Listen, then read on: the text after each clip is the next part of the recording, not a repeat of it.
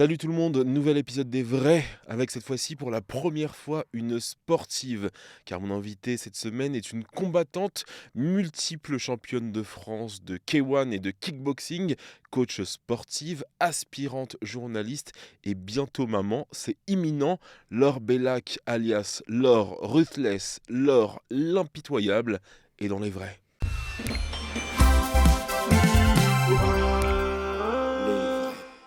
Salut Laure. Salut, comment ça va? Ça va et toi? Bienvenue parmi les Très vrais. bien. Merci beaucoup. Je suis Alors, flattée de faire partie des vrais, vraiment. et ben moi aussi, je suis très touché de t'avoir aujourd'hui. Dis-moi, t'es à 8 mois de grossesse là? C'est ça, C'est même un petit imminent. peu plus. Là, on compte les semaines. Ouais, c'est imminent, ouais. À tout moment, on part à la maternité Ah, là. c'est ça, j'espère que tu as ton brevet de, de secouriste. Ça se passe comment? Ça se passe super bien, super bien. J'ai de la chance, je suis bien entourée. Et je pense que le sport, on en parlera sûrement pendant le podcast, À mais aider. a aidé beaucoup, ouais. Ouais. Ouais, ouais, on en Mentalement, parlera. J'ai physiquement. toute une partie sur cette nouvelle vie qui t'attend aussi. Ouais, exactement. C'est le plus gros combat de ma vie, là. Mais d'abord, Laure Ruthless. Ouais. Donc c'est un surnom complètement fou. Avant de parler de ce surnom de Laure l'impitoyable, moi je voulais savoir, Laure qui a grandi dans les Pyrénées, elle ressemblait à quoi? Alors je suis hyperactive, diagnostiquée, mais j'étais diagnostiquée assez tardivement. Mais en tout cas, du coup, ça a expliqué beaucoup mon enfance. Je m'ennuyais beaucoup. Je m'ennuyais, du coup, je m'inventais des personnages. Je jouais toute seule dans le jardin, mais je m'inventais des personnages et tout ça, donc on était beaucoup dans ma tête. Et moi, mais j'avais des premières passions, c'était le théâtre. C'est assez logique avec ce que je viens de raconter. Et le dessin, en fait, j'avais besoin de m'évader. Donc j'étais enfin une enfant très créative et qui avait besoin de chercher l'évasion, quoi. Mais t'arrivais à te concentrer quand même sur le dessin malgré ton hyperactivité, c'est cool. Oui, bah justement, en fait, étant donné que ça part dans tous les sens, un dessin, finalement, tu laisses libre cours à ton imagination, il n'y a pas de cadre. Je pense que c'était hyper bénéfique pour moi, en fait, justement. Ça me permettait vraiment de m'évader, d'oublier le temps, le temps, ouais, le quotidien, quoi. Et est-ce que t'avais un caractère un peu bagarreur? Alors, je sais que j'ai été, et c'est indéniable de toute façon quand on est combattant et combattante, mais j'étais très violente. J'avais beaucoup de violence en moi, mais j'étais pas violente avec les autres forcément. En tout cas, je me bagarrais pas. J'étais pas un caractère, j'essayais pas d'imposer en fait de femelle alpha, par exemple à l'école ou quoi. Mais par contre, j'ai toujours eu beaucoup de caractère. Mais j'étais pas bagarreuse. Et comment tu l'expliques, cette violence, ce caractère dont tu parles? Je pense que c'est intrinsèque. Je pense que déjà, on ne naît pas vierge de toutes émotions et sentiments. Donc déjà, à force justement d'avoir eu ce genre de questions, j'ai un petit peu creusé. Bon, il y a une grande part d'instinct et je pense qu'on ne choisit pas la boxe par hasard. Donc c'est sûrement aussi pour ça qu'après, je suis arrivée à ce sport-là. Mais je pense que mes parents sont des combattants dans l'âme. Ils ont eu des vies qui étaient très difficiles, plus ou moins orphelins, etc. Et puis j'ai des grands-parents aussi. Mon grand-père était général, il était légionnaire. J'ai une grand-mère qui a été résistante. Enfin, en fait, je pense que finalement, le combat a toujours fait partie de la vie de Dans ma tes famille. veines. Voilà, c'est ça, ouais, exactement. Et quel a été ton premier contact avec le combat justement? Mon premier contact, parce qu'il faut savoir oui, que j'ai personne de ma famille qui n'est boxeur ou boxeuse, donc c'est vraiment arrivé de moi-même. Le premier contact que j'ai eu avec la boxe, c'est les combats de Jérôme Le Banner. Donc pour ceux qui connaissent le K1, Waouh! c'est une légende en fait dans les sports de combat et notamment dans le K1. Jérôme Le Banner, c'est un combattant français qui était un poids lourd. En plus, c'est un gaucher comme moi, donc je pense que je me suis aussi. Mais à l'époque, parce qu'on est à peu près de la même génération, c'était quasi un mythe, Jérôme Le Banner, C'est une légende vu qu'il vivante, ouais. mais non, même plus que ça, de l'ordre du mythe, parce que vu qu'il combattait loin, Mm, on le voyait pas en France, on n'avait exactement. pas accès, on Ouais, le ouais. voyait que sur quelques plateaux télé. Toi, son premier combat, tu l'as vu où? Alors nous, on est arrivé à décrypter la chaîne Eurosport à D'accord. l'époque, voilà. Et il y avait ces combats de K1 du coup au K1 au Japon. Et il est arrivé sur des grues de chantier. Je sais pas si tu as déjà vu ces combats, mais enfin, Mmh. il avait des entrées qui étaient en plus hyper théâtrales pour le coup. Et je pense que c'est ça aussi qui m'avait happé. Voilà, avec la musique de Carmina Burana, donc forcément tout de suite ça prend aux tripes. Et voilà, donc moi ces premières images que j'ai vues, c'est à la télé, sur une chaîne qu'on est arrivé à décrypter parce qu'on la payait même pas. Et donc voilà, en tout cas, c'est les premières images que j'ai de boxe. Et ce que je sais, c'est que quand j'avais 6 ans, j'ai demandé un sac de frappe au Père Noël. Donc ça fait quand même, enfin, c'était dans mes veines depuis toujours, quoi. Et il y a personne dans ton entourage qui t'a dit, bah, pour une petite fille, c'est pas possible d'être Jérôme Le Banner? Personne. Pour le coup, j'ai de la chance parce que j'ai une famille qui laisse. Alors, mes parents, ils ont une très belle phrase que je vais reprendre là.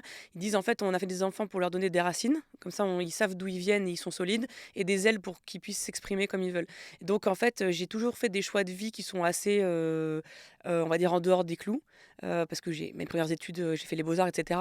Et donc la boxe, en fait, moi en tout cas, bah, alors mes parents avaient très peur quand je combattais. Ma mère n'a jamais voulu regarder un de mes combats, mais par contre, à contrario, ils étaient très fiers de mes résultats. Mais ils ont jamais regardé, enfin, ils sont jamais venus me voir en live ou ils ont jamais regardé à la télé en live non plus, quoi. Ils étaient fiers a posteriori. Mais ils m'ont toujours laissé faire, par contre. Ils m'ont jamais interdit de faire quoi que ce soit. Et la première fois que tu entres dans une salle de boxe, c'est quand? Première fois à 14 ans, donc dans le sud-ouest à Pau, parce que je suis Mmh. originaire de Pau. Donc première fois, c'était dans un club de Muay Thai.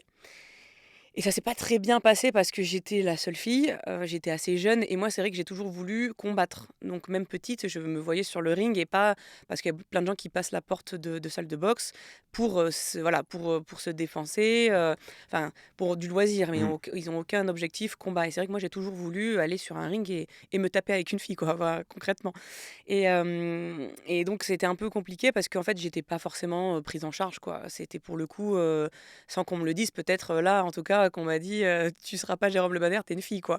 Et donc du coup, je traîne un peu des pieds pour y aller. Ma mère m'engueulait parce qu'elle avait payé l'adhésion à l'année et après donc j'ai arrêté et j'ai repris plus tard, quoi, pas mal plus tard. Mais c'est à 14 ans, la première fois que je passe, une porte de salle de boxe. Et justement, moi, c'était un de mes sujets. Tu as eu l'habitude ensuite d'être dans un milieu où il y avait pas beaucoup de filles. Qu'est-ce que ça change? Alors pour moi, rien parce que, j'ai toujours eu l'habitude de pas être considérée, ni comme une fille, ni comme un garçon manqué, ni en fait, puisque dans ma famille, en fait, on m'a élevée comme un être humain qui a des passions. En fait, moi, mon père, il nous a toujours dit, «Si ta passion» alors c'est l'extrême, mais c'est de récurer des toilettes, mais fais-le avec passion, en fait.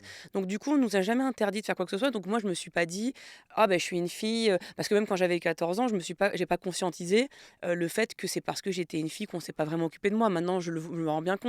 J'étais jeune, j'étais une fille, donc forcément, il y avait des combattants, à privilégier pour la compétition, quoi.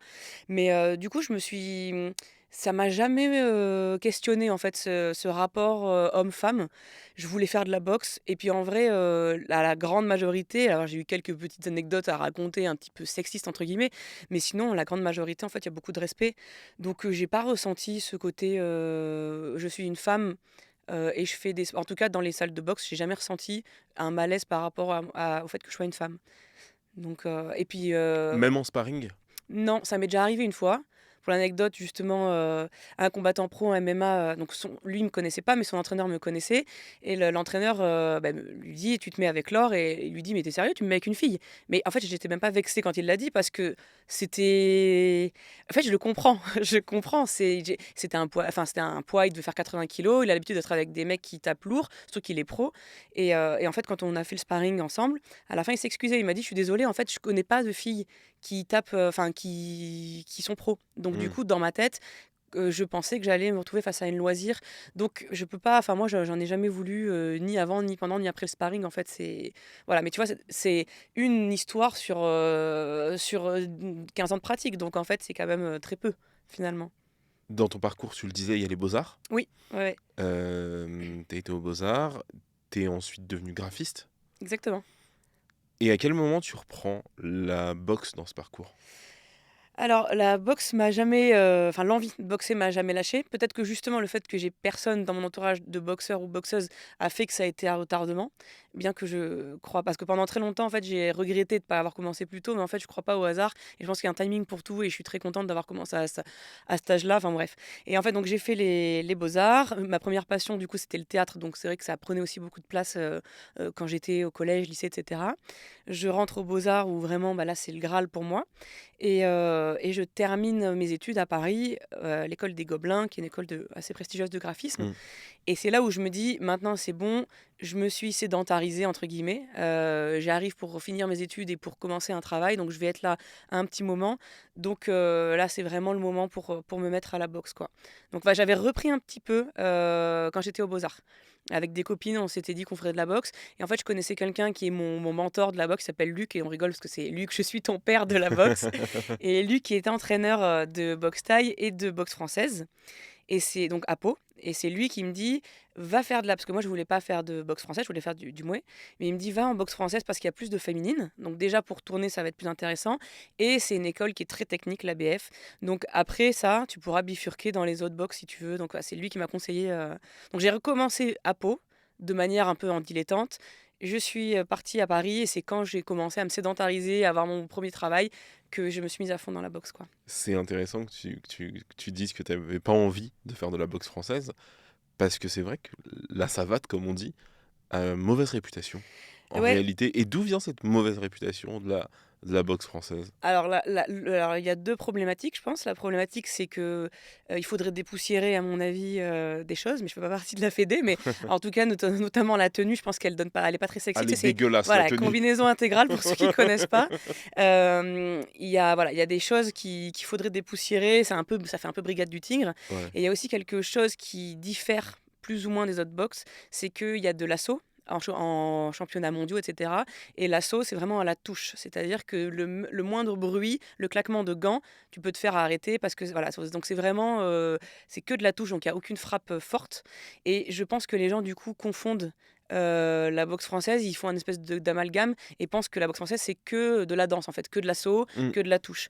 Et alors qu'il y a des combats en boxe française. Il y a des combats où ça frappe dur en boxe Bien française. sûr, le KO est autorisé en savate. Il y a de la savate pro. Ils ont essayé justement de dépoussiérer un peu ça en mettant de la savate pro. Savate pro, en fait, parce que en fait, la boxe française, il y a des techniques, il faut armer les coups, on n'a pas le droit de toucher avec le tibia, etc.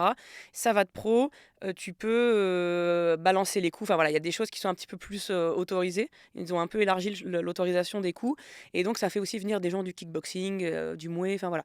Mais en tout cas, la boxe française, honnêtement, d'ailleurs, si vous faites des recherches sur les combattants que vous aimez dans les autres boxes, bien souvent, en fait, ils viennent de la boxe française. Parce que moi, je pensais que naïvement, avant de m'y intéresser, naïvement, je pensais que c'était quasi de la boxe au loisir. Ouais, mais pas du tout. Parce Non, que non. c'est la boxe qu'on apprend à l'école. Oui, parce que justement, comme il y a des championnats du monde d'assaut, où là vraiment, bah, c'est de la touche, Mm. et alors aussi, c'est Comme en parce que... escrime. Ouais, exactement. Et c'est la plus technique. C'est d'ailleurs pour ça que Luc m'avait dit d'aller en BF. C'est vrai que quand tu sors de la BF, bah, moi j'ai gagné après le championnat de France en K1, etc. Honnêtement, en grande partie grâce à la boxe française. Parce que la technique, en fait, il y a beaucoup de débit en BF et les déplacements, on se déplace en circulaire, donc on n'est pas tout le temps en train d'avancer ou de reculer, donc on disparaît. Donc en fait, pour 4 touches, je disparais, la fille en face, elle n'a pas le temps de... Voilà. Mais après, il y a une grosse enfin, une grosse différence entre l'assaut et le combat. Il y a du combat en BF et il y a des très très gros combattants en boxe française. Et en général, les champions, il y a Amri Madani qui est un champion du monde dans d'autres boxes, en K1, etc. Bah, il a commencé par la boxe française. Anissa Meksen, qui est aussi la plus grosse boxeuse en France, elle a commencé par la BF. Enfin, maintenant, elle est au One Championship, par exemple. Donc, c'est vraiment une très très bonne école. Mais il y a malheureusement un peu des stigmates. Enfin, voilà, elle est stigmatisée en fait, cette boxe, quoi. Et pour le coup, tu viens de le dire, tu as été championne de France de K1. Oui. C'est quoi, pour les gens qui ne connaissent pas, comment tu pourrais définir le K1 et quelle est la différence avec ce qu'on appelle le kickboxing? Alors en fait, le kickboxing, c'est le terme générique qui englobe 7 boxes. On C'est va ça. pas toutes les énumérer parce que c'est très long. Donc il y a du low kick, et ça justement, c'est ce qu'on appelle le kickboxing en fait. Et le K1 sont compris dedans. Après, il y a d'autres boxes, mais il y a le full contact par exemple qui sont dans le kickboxing. Ok. Mais donc là, on va parler des deux. Mais quelle est la spécificité du K1? Voilà, le K1, en fait, ça s'écrit K1 et ça veut dire one knee. Donc pour ceux qui parlent pas anglais, ça veut dire un genou. Donc en fait, en K1, en plus de ce qu'on a, en fait, donc le kickboxing, on a le droit au low kick, donc taper dans la cuisse avec les jambes. On a le droit au middle, c'est taper au milieu du corps avec les jambes aussi. High kick au niveau de la tête, et on a les points comme en boxe anglaise, donc au niveau de la tête, au niveau du corps, voilà, du ventre. On n'a pas le droit de taper dans le dos, bien évidemment, ça reste un sport. Et le K1, en plus de ces techniques-là, on va avoir le back fist, donc coup de poing retourné, et on va avoir le coup de genou. Mais la différence avec le Muay Thai, parce que du coup en Muay, Mm. en boxe thaïlandaise, on a les coups de genou. En boxe thaïlandaise, si tu attrapes ton adversaire, tu peux mettre 10 genoux à la suite. En K1, on n'a pas le droit. K1, one knee. Un genou. Donc en fait, voilà, dès que tu mets un genou, l'arbitre break très rapidement. Après, tu reboxes tout de suite. Il te redit pas de repartir. Mais tu as le droit, normalement, de mettre qu'un seul genou, quoi. Et alors, comment t'as basculé vers le K1, sachant que le Muay Thai, la boxe thaï est beaucoup plus populaire en France? Oui, la boxe thaï est plus populaire. Je pense que c'était un peu une suite logique après l'ABF. En fait, voilà, ce qui s'est passé, c'est que je suis arrivée dans un club de boxe française à Paris. Donc, Lionel, mon premier entraîneur de compétition à Paris, m'a fait faire les compétitions de boxe française. C'est vrai que ça me plaisait pas du tout. Donc, j'ai fait mes premiers combats en BF parce que j'avais pas vraiment le choix. C'était un club 100% BF. Et on s'entend, voilà, avec Lionel, on a une très forte complicité. Et il avait bien compris que c'était pas mon sport et donc du coup, sans vraiment qu'on se le dise, mais en tout cas, voilà, ça s'est fait comme ça. L'année d'après, il m'a inscrit en fait, en compétition, en kickboxing parce que c'est ce qui se rapprochait le plus du de la boxe française, en fait. On n'allait pas partir direct en Muay Thai, il y a quand même les coups de coude, enfin, il y a une différence à apprendre. Tu peux faire de l'ABF et faire un championnat de kickboxing, sans vraiment t'entraîner en kick, c'est quasiment la même chose. Donc du coup, il m'a inscrit en kick et en K1, heu, pour, les championnats. Là, pour lui prouver que c'était vraiment mon domaine, bah, du coup, j'ai dû gagner, donc j'ai gagné et après il a ouvert la section multibox dans le club. Mais du coup, c'est pour ça que je suis pas partie en Muay Thai direct. Enfin, c'est qu'en fait, il y a trop d'armes en plus par rapport à la boxe française, alors que le kick et le K1, c'est un peu Un en fait, il y a, dérivé. on va dire boxe française, kickboxing, K1 et Muay Thai, quoi, tu vois? Donc voilà, tout simplement pourquoi je suis arrivée en kick. Je l'ai dit en introduction, ton surnom, c'est Ruthless, l'impitoyable. À quel moment t'as eu ce surnom?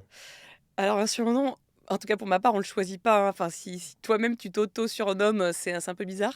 En fait, ça a rien à voir avec la boxe en plus. Ah bon? Non, non, non, Ah, je c'est, pensais que c'était lors d'un combat. ouais, mais pas du tout. Ce qui est marrant, c'est que souvent, justement, on m'a dit que j'étais élégante pendant les combats, donc pas du tout. Mais par contre, c'est vrai que j'ai mis beaucoup de enfin, mes premiers combats, j'ai quasiment gagné tout le temps par KO. Donc du coup, il y avait quand même ce côté, Mmh. ruthless. En fait, j'ai vécu à New York, bah, juste après, Paris. Je suis partie, vivre à New York pour mon premier travail et j'étais en colocation avec 2 New-Yorkais et donc il y en a un des 2 qui me disait que j'étais ruthless pour rigoler avec moi, mais du coup c'est resté et après c'était l'époque où des débuts d'Instagram. Oui. Parce que oui, je suis pas toute jeune, donc j'ai connu une vie sans Instagram et en fait, je voulais pas marquer mon vrai nom, enfin je sais pas et donc j'avais marqué, Lady Ruthless sur Insta et après c'est resté et c'est vrai que finalement par rapport à la boxe, ben, ça fonctionnait assez bien et c'est vrai que, ben, j'ai ce côté-là où, ben, je reste quelqu'un de féminin et je suis douce dans la vraie vie, mais par contre c'est vrai que je suis, excessivement hargneuse sur le ring. J'ai beaucoup de puissance pour une fille aussi et donc du coup, il y a le côté, bah, impitoyable, en fait, le surnom était arrivé à point nommé par rapport à la boxe. Mais c'est pas par rapport à la boxe à la base, quoi. Et à quel moment t'as senti que t'étais forte? Il y a pas très longtemps, en fait, parce que Ah bon? j'ai eu pendant toute ma vie, un énorme problème de confiance en moi. Ce syndrome de l'imposteur, en fait, dont on parle, enfin, assez régulièrement, mais c'est vrai que moi je l'avais beaucoup, je l'ai un peu moins parce que j'ai beaucoup travaillé dessus et que j'ai la chance d'être, bien entourée et que du coup on me force à ne plus l'avoir. Du coup, en fait, c'est assez marrant parce que j'ai jamais été satisfaite mais ça remonte même quand j'ai enfin, en fait, j'avais toujours l'impression que c'était pas grâce à mes performances que je gagnais, ou même quand j'ai été prise aux beaux-arts, enfin, toute ma vie, je me suis jamais gratifiée d'avoir eu ce que j'ai eu. Je me disais toujours: «C'est la faute, enfin, c'est de la chance, quoi», en gros, tu vois? Et C'est curieux parce que le sport, c'est l'exercice méritocratique par excellence. exactement, ouais. Et en l'occurrence, je pensais naïvement que quand on était plusieurs fois championne de France, bah, ce syndrome de l'imposteur, on ne l'avait pas. Non, c'est assez, ça demande beaucoup de travail psychologique pour plus l'avoir. Mais du coup, ouais, j'avais toujours l'impression de me dire: «Ah non, mais c'est parce que la fille en face, elle était pas forte» ou enfin, c'était toujours voilà, c'était toujours la faute, enfin, à cause de quelqu'un d'autre, mais jamais parce que moi j'ai du talent, parce que j'ai travaillé dur, parce que j'ai de la puissance. Et en fait, je me suis rendu compte il y a pas très longtemps, même en regardant là, il y a pas longtemps mes premiers combats, je me suis dit: «Mais en fait, pour des premiers combats, c'était vraiment bien, quoi». Donc ça fait pas si longtemps en fait, parce que mon mindset a changé, que maintenant enfin je sais plus qui je suis, mais plus jeune, ouais, c'était difficile, je sortais d'un combat, toujours dévasté, que j'ai gagné ou perdu, je me disais: «C'est nul, de toute façon ce que tu as fait, c'est vraiment ça sert à rien», enfin donc c'était dur. Mais je pense que c'est aussi grâce à ça, à ce syndrome-là de l'imposteur que j'ai excellé dans tout ce que j'ai fait dans ma vie parce que je me suis donné vraiment 10 fois plus que si je m'étais dit, «Tu forte», quoi. Et à quel moment ça a changé justement? Qu'est-ce que tu as fait pour changer ce mindset? Ça peut peut-être intéresser des gens qui nous écoutent Ouais. et qui souffrent des mêmes maux. J'ai fait une thérapie tout simplement et il y a pas de honte parce que je pense qu'on devrait tous faire une thérapie, Mmh. qu'on ait des soucis probants ou pas, hein. Je pense que c'est hyper important pour être la meilleure version de soi-même et que c'est juste on vit avec nous-mêmes toute notre vie. On est la seule personne qu'on va voir du début à la fin de notre vie et c'est trop important de travailler sur soi, d'être, pour soi-même et pour les autres aussi du coup et parce que si on n'est pas bien avec soi-même, on ne peut pas être bien avec les autres donc malheureusement, les gens qui font du mal aux autres, c'est parce qu'en premier lieu, ils se font du mal à eux-mêmes, quoi et donc j'ai fait, beaucoup d'années de thérapie et surtout l'hypnose m'a beaucoup aidée, en fait. L'hypnose qui va chercher des traumas profonds, Mmh. et traiter ces traumas-là, m'a moi personnellement beaucoup aidée. Donc voilà. Et avant ça, est-ce que comme, d'autres sportifs, tu faisais de la préparation mentale? Est-ce que tu avais un coach mental ou ce qui pouvait s'en apparenter?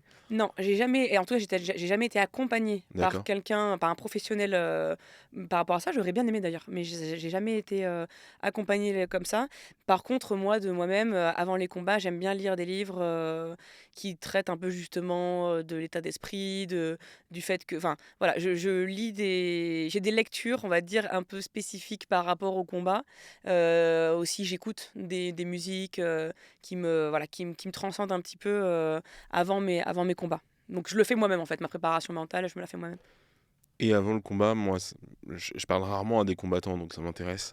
Avant le combat, dans quel état d'esprit t'es? Est-ce que tu te dis qu'il y a une chance que tu puisses tomber KO, que tu puisses perdre?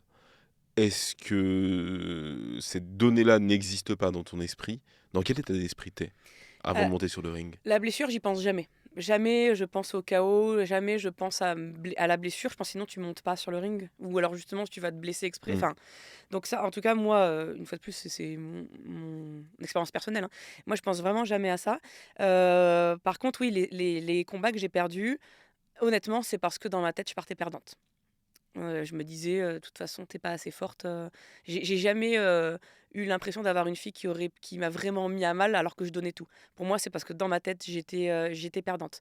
Donc c'est pour ça aussi que c'est hyper important le tra enfin, alors dans le sport à haut niveau, mais encore plus en boxe parce que vraiment c'est un sport où c'est du un contre un et tu que tes poings, quoi, enfin tes poings, tes jambes et donc le travail mental, il est hyper important et c'est aussi pour ça que tout à l'heure, je disais que j'ai longtemps regretté d'avoir commencé tard mais en fait, plus tu commences tard, finalement, déjà moins tu as de blessures, parce que plus tu commences jeune, c'est quand même un sport d'impact, hein, donc c'est compliqué. Tu as des traumas physiques et surtout aussi, ben, le travail, enfin, forcément, à 37 ans, je sais qui je suis. À 30 ou à 20, un peu moins, quoi. Donc, tu as un mental plus posé, plus tu vas grandir et donc du coup, bah, je trouve que c'est hyper pratique par rapport à la boxe, qui est un sport qui est à majorité mentale, quoi. Et à quoi ressemble concrètement la vie d'une boxeuse? Alors, bah, là, actuellement, ça me paraît loin. Actuellement, c'est différent, mais à Mais l'époque, non, il y a sinon, en quelques fait, mois. tu t'entraînes, tous les jours et ce qui est hyper bien dans la boxe, c'est qu'en fait, tu t'ennuies jamais parce que tu ne boxes pas tous les jours. Tu as, en fait, c'est très cardio comme sport, Mmh. donc il y a du travail cardio, il y a du travail, enfin muscu, travail de force, beaucoup de poids de corps. Enfin, le but, c'est pas de prendre, 80 enfin de faire 90 kilos quand tu en fais 60, mais en tout cas, ouais, il y a toutes les phases, de la préparation physique, sont intéressantes et du coup, tu t'ennuies jamais, c'est jamais redondant, quoi. Phase de sparring, il y a les phases techniques, donc tous les jours, tu t'entraînes. Approchant le combat, il y a quand même la perte de poids parce que c'est quand même bien de ne pas combattre à son poids, Mmh. que tu as au quotidien. Donc ça, c'est un peu le plus gros combat aussi. C'est la rigueur, avant la compétition, quoi. Et puis, il y a ce travail mental, en fait, il est quotidien. Et c'est vrai que la boxe, c'est une sorte de thérapie. Et tu vois, quand tu me demandais justement qu'est-ce qui a fait aussi que j'ai plus confiance en moi maintenant, je sais que la boxe a largement joué là-dessus. A eu son rôle de thérapie aussi. Parce que, en fait, les difficultés que tu vas avoir à la salle, en fait, tu te rends compte que tu peux les transposer dans les difficultés que tu t'infliges dans la vie de tous les jours. Du coup, ça te permet d'être une meilleure personne aussi, quoi, au quotidien. Mais concrètement, tu as un travail à côté? Pour le coup, je sais que tu as été graphiste, tu ne l'es plus aujourd'hui si je dis pas de bêtises, Mm. mais tu es encore coach sportive. Est-ce qu'il y a des, boxeuses en France qui peuvent se permettre de ne pas avoir de travail, de ne pas avoir d'activité? Il y en a qui vivent de leur sport aujourd'hui? Alors c'est très difficile, boxeuse ou boxeur, c'est très, très difficile. Là, on va remercier les réseaux sociaux parce que du coup, ça joue, sa part de responsabilité dans le fait qu'il y a des combattants et des combattantes qui peuvent se permettre de travailler moins. Parce que c'est vrai qu'en général, un combattant, il enchaîne 2 boulots plus les entraînements, au quotidien. Et moi, je l'ai fait pendant très longtemps et enfin, c'est très dur. C'est dur, physiquement, tu es crevé, il y a même des soirs, moi, je rentrais à 1 heure du matin après l'entraînement alors que j'avais bossé toute la journée, tu repars le lendemain, je mangeais même pas tellement j'étais fatiguée le soir, quoi. Alors que c'est hyper contre-productif, quoi. Donc c'est vrai que c'est pas facile de s'imposer, enfin d'avoir un rythme qui permet de t'entraîner avec une bonne qualité. Je pense qu'en France, on est hyper en retard sur tous les sports, hein, de toute façon sur le sport. Bien sûr, On on est l'a hyper vu post-JO, ouais, tous les athlètes qui ont participé, qui nous ont fait rêver pendant les Jeux, qui disent galérer au quotidien, ah parce oui qu'ils et n'ont puis même et pas de puis quoi payer parfois leur équipement ou c'est leur, ça leur entraînement. et puis tous ceux qui en sont médaillés, en fait, ils s'entraînent pas en France. Oui, c'est Ils vrai. s'entraînent, Léon Marchand et cetera, Aux personne ne s'entraîne en États-Unis, France. Donc ce bien sont sûr. des Français, mais donc en fait, la France profite de leur victoire, mais eux, ils profitent pas de l'infrastructure Mm. française parce qu'il y en a pas. Et encore plus avec la boxe et évidemment encore plus quand même la boxe féminine qui est moins regardée aussi, enfin voilà. Donc non, c'est très, très compliqué de vivre entièrement de la boxe. C'est pour ça que quand tu as ton CV qui est fait avec un bon palmarès et cetera, les réseaux sociaux, ça aide aussi beaucoup parce que du coup, tu as des sponsors, et donc tu peux vivre grâce aux sponsors aussi. Donc là, actuellement, tu me disais, bah, donc moi j'ai arrêté le travail de graphisme vraiment depuis 2020, enfin depuis post-Covid 2021. Je faisais beaucoup de coaching et maintenant, en fait, c'est même pas vraiment. En fait, continue le coaching parce que j'adore ça, j'adore Oui. transmettre, etc. Mais en fait, ce que j'ai fait, c'est que j'ai tourné tous mes objectifs pro autour de la boxe, mais j'ai pas mis mes œufs dans le même panier. Donc, comme tu disais tout à l'heure, je suis journaliste sportive, je fais du coaching, je fais aussi du coaching privé, du coup, c'est encore différent. Voilà, j'ai plusieurs panels en rapport avec la boxe. Et j'ai mes sponsors qui m'aident financièrement, donc du coup, c'est ce qui fait que je peux maintenant m'entraîner avec de la qualité, quoi.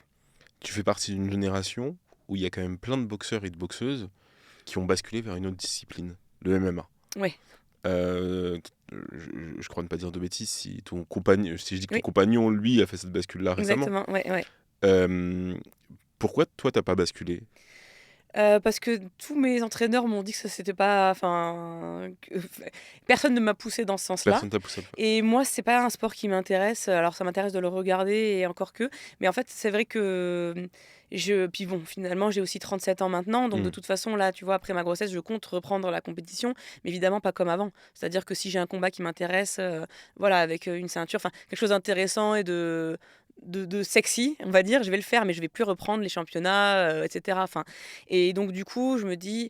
Pourtant, il y a de la place en féminine, dans ma catégorie aussi, il y Hmm. aurait de la place, et puis surtout avec le niveau que j'ai en pied-point.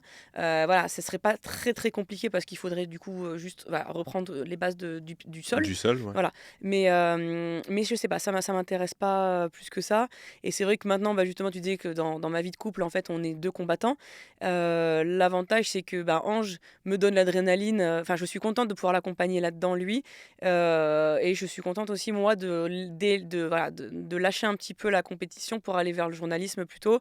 Et voilà, je lui laisse. Enfin, naturellement, en fait, je me dis, en fait, je le vis par procuration avec lui, cette transition, quoi. Et Ouais. c'est pas. Pour moi, en tout cas, ça n'a jamais été quelque chose qui m'a fait envie, le MMA ou la transition là-bas. Et comment tu l'observes, cette bascule de plusieurs boxeurs vers le MMA? Parce qu'on sait, ça représente une manne financière importante. Oui. Aussi, on parle de ligues qui ont plus d'argent que les championnats et les ligues de boxe. Toi, tu le vois comment? Est-ce que tu n'as pas peur qu'à terme, les disciplines de boxe se retrouvent noyées dans le MMA? Il y a de plus en plus de gamins qui, dès le plus jeune âge, veulent s'inscrire dans des salles de MMA. Alors, il y a deux choses. Déjà, je pense que quand tu es combattant et que tu as fait tes preuves dans ta discipline, au bout d'un moment, alors tu tournes pas en rond, mais tu vois, quand tu as boxé les plus grands noms, bon, bah, tu as envie de voir autre chose. Donc, Hmm. je pense qu'il y a cette envie-là. Évidemment, je pense que ça, c'est minime. Je pense qu'on va pas se mentir, la part majoritaire, c'est la notoriété et donc, du coup, l'oseille. Et c'est vrai que c'est ce qui marche en ce moment. Tout le monde parle que du MMA, du MMA. Moi, je suis assez départagée. En fait, sincèrement, quand tu vas voir un gala de MMA, la plus grande majorité des gens qui sont dans les gradins sont des gens qui ne pratiquent pas ou très peu. Et donc, du coup, tout ce qui les excite, c'est de voir du sang et donc, en fait, du striking, c'est-à-dire de la boxe. Et dès que ça part au sol, c'est tellement technique qu'il n'y a que des gens qui s'y connaissent en sol, en fait, qui savent, qui comprennent ce qui se passe. Et donc, souvent, on voit que, du coup, dans la salle, il y a personne qui regarde. Et puis, d'un coup, dès que ça repart. Donc, en fait, je trouve ça dommage parce que les gens veulent voir en vrai du De la boxe. striking, voilà, de la boxe. Mais c'est le MMA qui est à la mode et voilà, et je pense que du coup c'est pour ça qu'il y a les gens, enfin beaucoup de combattants font cette transition-là. C'est que, et là, tu parlais en fait de la rémunération, mais il n'y a pas que ça. Il y a aussi tous les sponsors. Bien sûr. Et moi, je l'ai vu, par exemple, Ange, du coup, mon copain, champion du monde, le lendemain dans la rue, personne ne s'est quitté. Et là, il a fait une première compétition en amateur, parce que du coup, il a dû repartir en amateur au début, là. Et la première compétition, il avait déjà 4 messages de RMC, de machin. Enfin, en fait, on voit bien que c'est pas du tout la même excitation qu'il y a derrière, quoi. On voit que le MMA a vraiment le vent en poupe d'un côté aussi très médiatique, finalement. Parce que, et là je parle à la journaliste, c'est un sport pensé pour les médias. Et oui, puis surtout, en fait, oui, c'est ça, c'est vrai. Puis en fait aussi, tout le monde connaît l'UFC, ils sont très très forts en com. Bien sûr. C'est la com, voilà. Et puis ça fait pas très longtemps que c'est légalisé en France, donc du coup, d'un coup, ça Il y a a une explosé en excitation, fait. Voilà, c'est ça. C'est un sport qui a été illégal pendant très longtemps, ça fait même pas 4 ans, donc c'est très très jeune en fait. Mm. J'ai 2 enfants, moi. J'ai un petit garçon, une petite fille. Si mon petit garçon me disait demain qu'il avait envie de faire de la boxe, j'aurais quelques appréhensions, mais bon, sans problème. Mais par contre, si ma petite fille me disait qu'elle avait envie de faire de la boxe, j'aurais un peu peur. Peur qu'elle soit la seule fille. Peur qu'elle vive ce que tu as vécu, toi, à 14 ans. Quels sont les leviers pour qu'on puisse féminiser les salles de boxe, pour qu'il y ait de plus en plus de présidentes de clubs, de plus en plus de coachs féminines? Est-ce que ça doit venir de la Fédé? Est-ce que ça doit venir des anciennes boxeuses? Quel est ton regard là-dessus? Une fois de plus, c'est vrai que ça, c'est des questions que moi, je me suis jamais posées. Parce que, comme je te dis, je me suis jamais dit. Surtout que vraiment, en ce moment, surtout en 2025, je trouve qu'il y a une guerre homme-femme qui, moi, me fait mal. Enfin, ça me déplaît, en fait, parce que finalement, les êtres humains sont majoritairement fous, mais c'est pas les hommes contre les femmes, tu vois, ou les femmes contre les hommes. Et c'est vrai que du coup, en plus, comme je te disais, on m'a toujours, moi, dans ma famille, en tout cas, on m'a jamais dit, en tout cas, on m'a jamais laissé entendre, comme t'es une fille, tu vas avoir des barrières sur certaines choses. Donc je me rends pas compte, et c'est vrai qu'il y a quand même de plus en plus de femmes dans les salles de boxe, de plus en plus de jeunes filles qui se mettent à la boxe. Moi j'ai eu beaucoup que ce soit ados, enfin enfants, ados et femmes, j'ai beaucoup d'adhérentes et d'élèves femmes, féminines. Donc je pense que ça se démocratise de plus en plus. Puis on voit par exemple en boxe anglaise, il y a Estelle Mosley qui est en train de prendre une place assez importante justement dans la Fédé. Oui, Donc je pense qu'en fait c'est en train de se démocratiser petit à petit, de changer. Je pense que c'est plus vrai que c'est un sport d'homme. Enfin moi en tout cas, je pense que c'est plus les années 90 ou 2000. Je pense que maintenant on a franchi ce cap-là, aussi grâce au MMA. Parce que du coup, il y a pas mal de combattantes, enfin, étant donné que oui, ça a le vent en poupe. les galas sont mixtes. Voilà, les galas sont mixtes. Alors évidemment, c'est toujours 10 combats masculins et 1 ou 2 Un combats combat féminins. de... Mais c'est normal. Et puis d'un autre côté, bon bah voilà, on peut pas non plus. Enfin voilà, ça reste un sport masculin, c'est quand même du combat. Moi, je comprends qu'on n'ait pas envie de se taper dessus, en fait. Donc, je trouve en tout cas que ça change. Peut-être que je suis trop optimiste, moi, de mon côté, hein, mais je vois déjà les changements. Tu les perçois à Ouais, l'échelle ouais, d'une ouais. carrière, tu vois déjà Ouais. l'évolution. Et puis pour le coup, parce que je sais que ça a été le cas aussi il y a quelques années, les filles étaient moins bien payées. Alors que souvent le combat féminin, justement, en boxe anglaise, elles étaient moins bien payées sous couvert qu'il y avait moins de rounds. Mais en fait, le lendemain dans le journal, on parlait du combat féminin parce que finalement, c'est vrai que ça fait parler une femme sur un ring. Oui. Et moi, je trouve que c'est pas forcément. Maintenant, c'est plus forcément vrai. Je pense pas que les femmes soient moins bien payées sur un combat. En fait, déjà, t'es même pas payé comme ton adversaire. Ça dépend justement du nombre, de ta notoriété, de ton palmarès, de plein de choses qui, en tout cas, pour moi, c'est indépendant du fait que tu es un homme ou une femme. Et puis avec mon regard d'amateur, j'ai l'impression que la boxe féminine est souvent plus technique que la boxe masculine, mais c'est aussi parce que médiatiquement, la plupart du temps, les combattants qui intéressent le plus grand nombre sont des combattants poids lourds. Et donc le poids lourd forcément a moins de mobilité, etc. Mais j'ai l'impression avec mon regard d'amateur que c'est plus technique. Est-ce que c'est vrai ou est-ce que c'est Alors de ça, l'ordre de la légende? moi, je pourrais l'expliquer comme je pense qu'une fille combattante très majoritairement, elle vient d'un milieu de combattants. Ça veut dire que c'est souvent quelqu'un qui boxe depuis qu'elle est toute petite, parce que soit c'est son père, soit son mari. Enfin, en tout cas, je pense qu'une fille, elle vient moins par hasard, entre guillemets, au sport de combat qu'un garçon. Donc peut-être que c'est parce que ça fait plus longtemps du coup qu'elle va boxer, si elle Mhm. est à haut niveau. Il y a peut-être aussi ce côté, peut-être une fille a plus d'appréhension du coup, enfin des coups portés, donc travaille plus sa technique. Je ne saurais pas te dire. Moi, je le verrais plus parce qu'en effet, souvent une compétitrice, c'est que ça vient de, quelque chose de famille, quoi. Enfin, c'est le père qui gère le club ou voilà. Enfin, moi, je l'ai vu. J'ai quand même eu quasiment que des adversaires qui boxaient depuis beaucoup plus longtemps que moi, et c'est ça aussi qui me faisait complexer alors que finalement j'avais le même niveau au final, et puis surtout plus d'envie puisque ça venait vraiment de moi. Mais je me dis c'est peut-être pour ça aussi ouais. Puis il y a un style, tu vois, par exemple, moi ça me fait paraître misogyne du coup de dire ça, mais j'ai toujours rêvé de boxer comme un homme. Justement, je voulais pas. Alors, il y a des combattantes que j'adore. C'est quoi justement boxer comme un homme? Bah moi, je sais, enfin, justement, c'est la La phrase, elle est un patate. peu. Ouais, je voulais avoir. Enfin, je voulais mettre des KO. Je voulais. Je. Voilà, peut-être ce côté justement technique. Je veux que ce soit de la belle boxe, mais j'ai envie en fait ouais, d'écraser mon adversaire. Je veux pas juste faire de la belle boxe, quoi. Et tu vois, par contre, pour le coup, il y a une boxeuse en pied-point qui s'appelle Tiffany Von Soest, c'est une américaine. Et c'est très technique, on dirait de la danse, c'est hyper beau comment elle boxe. Et en même temps, elle est très puissante, hein, elle met des KO. Et voilà, donc je pourrais pas l'expliquer. Ce côté technique, peut-être que c'est parce que aussi les filles ont plus le sens du détail, je sais pas. Mais il faudrait qu'on creuse là-dessus, ouais, sur le côté technique. Mais en tout cas, sur le côté, pas héréditaire, mais le côté, les filles naissent quasiment dans les salles de boxe, parce qu'en général, c'est l'entourage qui les lance. Justement, ça, j'en viens à une question. Donc toi, ton conjoint est combattant, t'es toi-même combattante. Est-ce que tu as envie de pousser cet enfant qui va naître d'ici quelques semaines, quelques jours, quelques heures peut-être? Peut-être maintenant.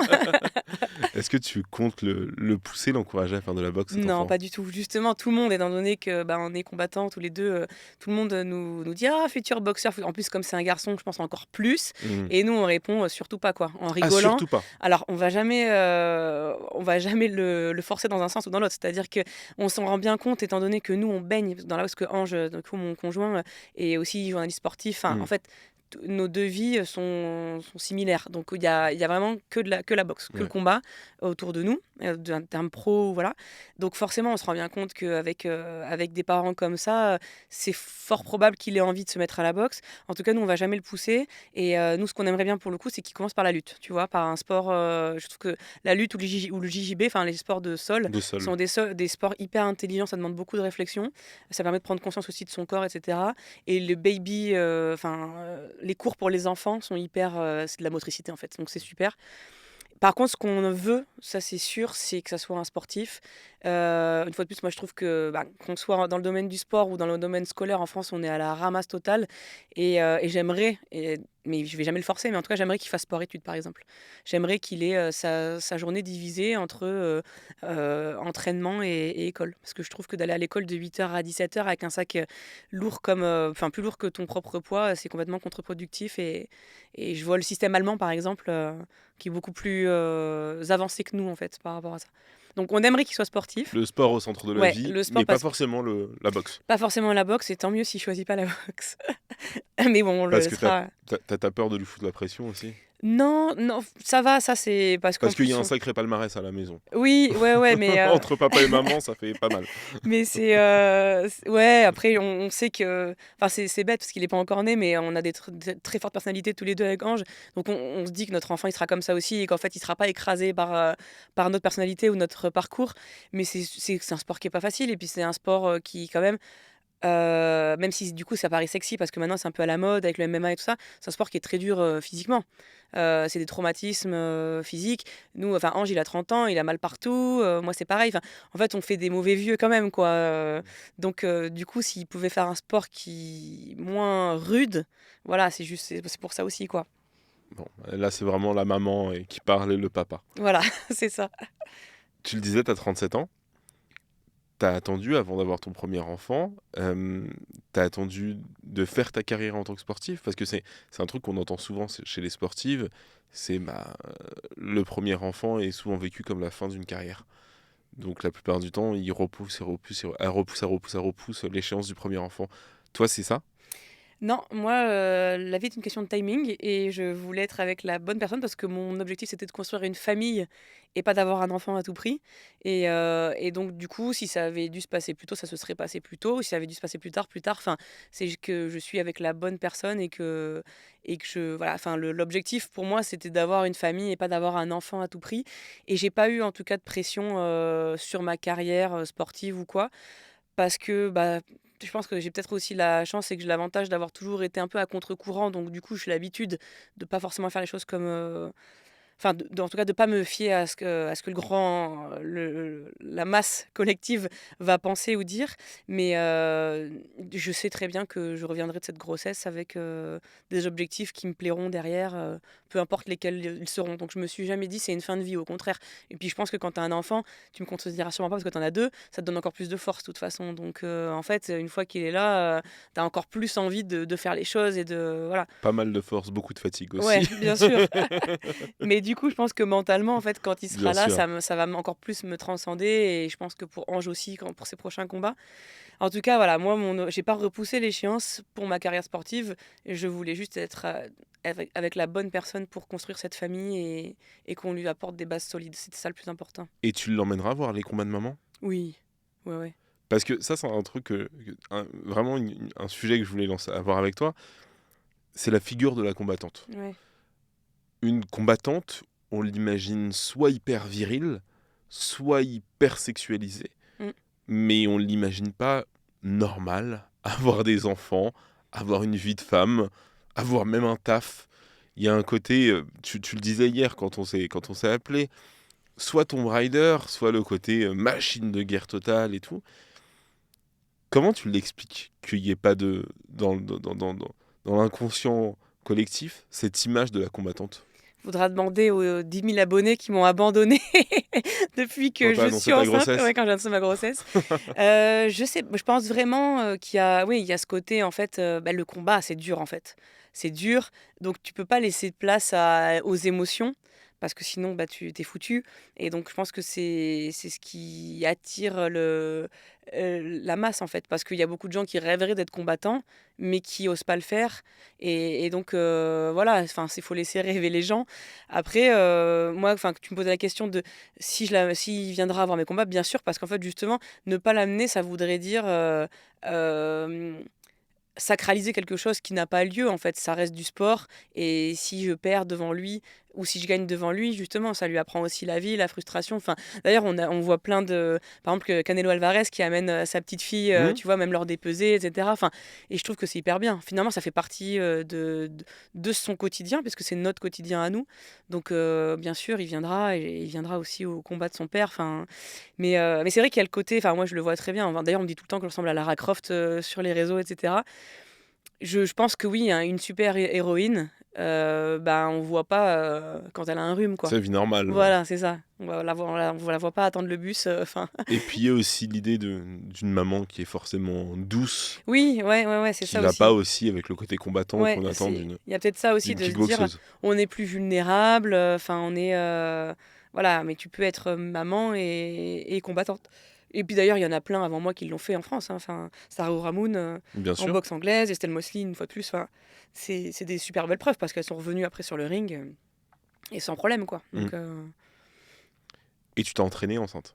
oui, je continue à m'entraîner. Là, tu continues Ouais, encore. ouais, je continue. Alors D'accord. évidemment, pas de sparring. Je Et préfère le alors? préciser parce qu'on va poser la question. Évidemment, il n'y a pas de touche ni sur mon corps, voilà. Mais en tout cas, je fais de la muscu, du sac de frappe. Bah, Ange me tient les pattes d'ours aussi. Ok. Donc je continue et c'est hyper important. Alors, faut pas commencer le sport enceinte Enceinte. si t'étais pas sportive avant. Non. Mais en tout cas, parce qu'il y a aussi pas mal de préjugés là-dessus. Même sur les réseaux, j'ai déjà reçu des messages me disant c'est pas dangereux. J'ai appris que le bébé, il fait que pleurer après si. Enfin bref, des idées reçues à la con. Et justement, moi, tous les médecins qui m'ont encadré pendant ma grossesse m'ont tous et toutes dit mais il faut continuer, justement, quoi. Évidemment, il faut s'écouter.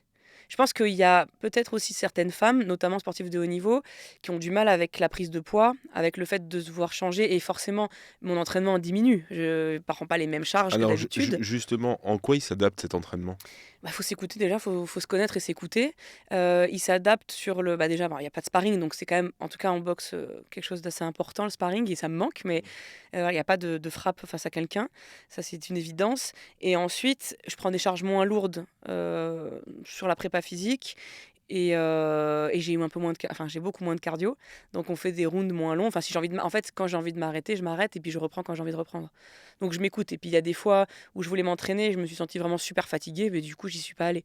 Voilà, c'est juste, alors que d'habitude, si tu es fatigué et que tu dois t'entraîner, tu y vas quand même. Là, tu sais que tu portes la vie, donc tu t'écoutes plus enfin, tu t'écoutes, voilà, sur l'entraînement, mais sinon globalement, c'est la même chose. Et mais par contre, je le fais pas en oubliant que je suis enceinte. Pendant tout le temps où je m'entraîne, je suis en symbiose avec mon bébé. D'ailleurs, je le remercie de me laisser le temps de m'entraîner, parce qu'il bouge pas du tout quand je m'entraîne, justement. Donc voilà, Il est concentré lui aussi, ouais, c'est ça, focus. c'est clair. Mais je suis pas dans l'oubli que je suis enceinte quand je m'entraîne, parce que je pense que c'est important. Il y a des femmes qui peuvent l'être un peu dans j'oublie que je suis enceinte, il faut savoir s'écouter, quoi. Et est-ce que déjà tu commences à préparer l'après-naissance? Tu sais à quel moment tu vas reprendre le sport? Tu as déjà un planning? Alors, je sais pas du tout parce que pour le coup, ça c'est pareil, Il je faut sais pas écouter comment son ça va se corps. passer. Ouais. Voilà, je sais pas du tout si je vais avoir, recours à une césarienne au final. Enfin, bref, on sait pas comment ça se passe. C'est lui qui décide et donc je peux pas prévoir.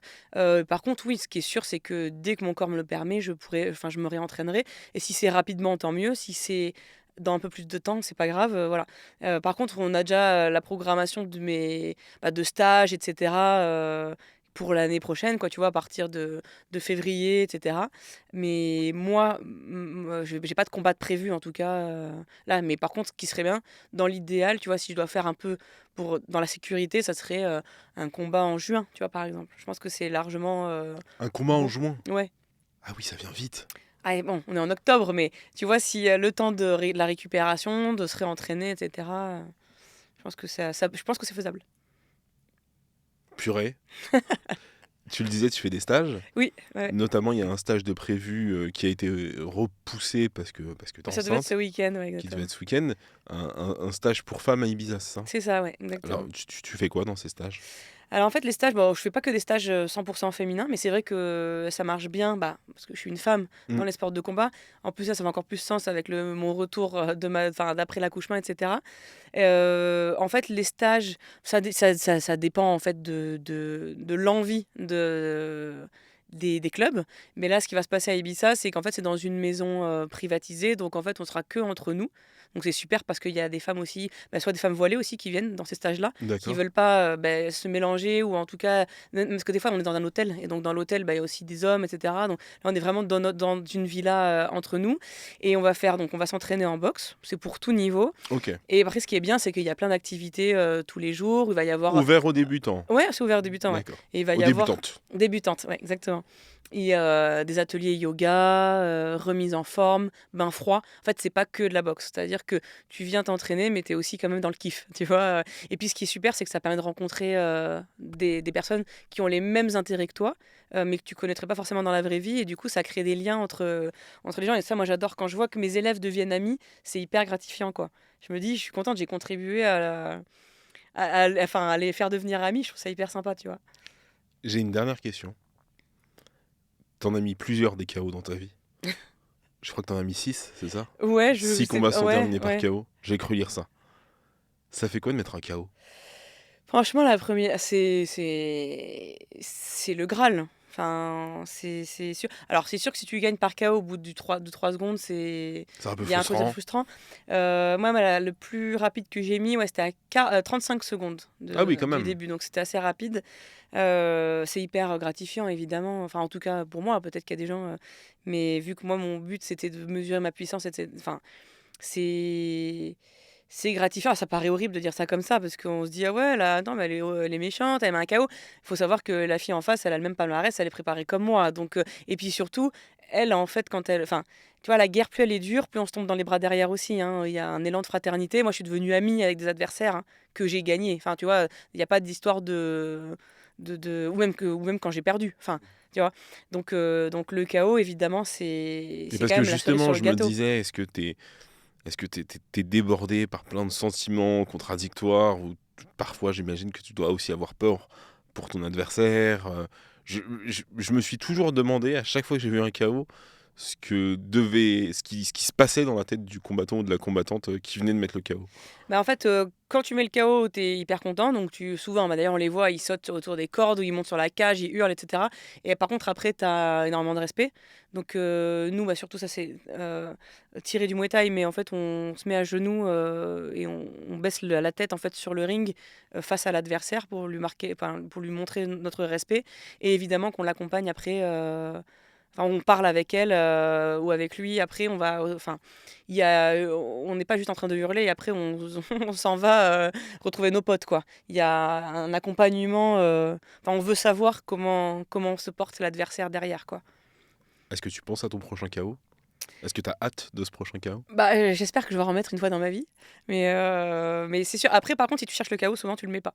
Le chaos arrive souvent quand tu ne le prépares pas. Donc, en fait, faut pré tu as des phases techniques, tu sais, voilà, tu as un game plan, mais si tu penses qu'au chaos, en général, il vient pas. Parce que du coup, en fait, le chaos, il vient quand tu es relâché. Donc plus tu es crispé en boxe, moins tu vas, bah, faire parler ta puissance parce qu'en fait, la puissance, elle vient quand tu es relâché. Donc le chaos aussi, en fait. Eh beh, écoute, moi je te le souhaite en tout cas. Je te Bah, souhaite écoute, je t'inviterai à mon prochain combat. avec plaisir et déjà, bah, bonne chance pour cette nouvelle vie. Ouais, Je te le plus souhaite gros beaucoup de combat. bonheur et ouais, à très vite, sur le ring, hein. Eh ben, merci beaucoup, merci de m'avoir accueilli dans les vrais. Merci Laure. Si ça vous a plu, n'oubliez pas de vous abonner sur YouTube ou sur votre plateforme d'écoute préférée. Et puis on se retrouve sur Instagram et sur TikTok, vrai.redouane. À très vite.